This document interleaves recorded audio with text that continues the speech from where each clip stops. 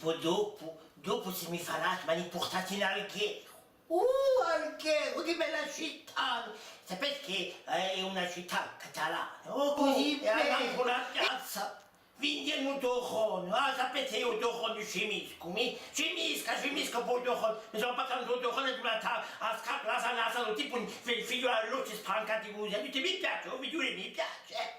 E poi dopo in una stretta sbucchemi e mi scontrato un negozio, un ragazzetto da cucini, e cucinano a me, due ragazzi, due giovanotti.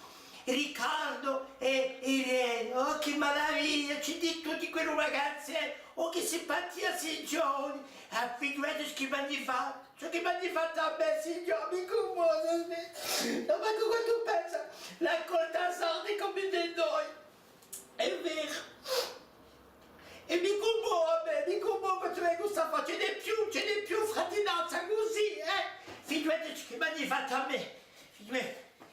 Gli faccio un scortale in come enorme, se Giovanotti, Irene e Riccardo Led mangiano da fuori, mangiano di tabacanite da noi tutti.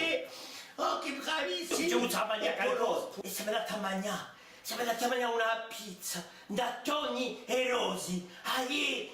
Rosticceria, gastronomia, tagliate la carta, vedete, aspetta, vi portate tutte le carte per fare vedere ai miei amici. Rosi e Tony, pizzeria, rosticceria, gastronomia alghero, take away, è scritto davanti alla carta, faccio un po' lo bulasco, ci capisci, no? Oh, che bravaglianti che sei di lui, Agnetto sa Margarita, mettimi tappene, tu gli sta appena, e maniera tamagna, oh, che accolta,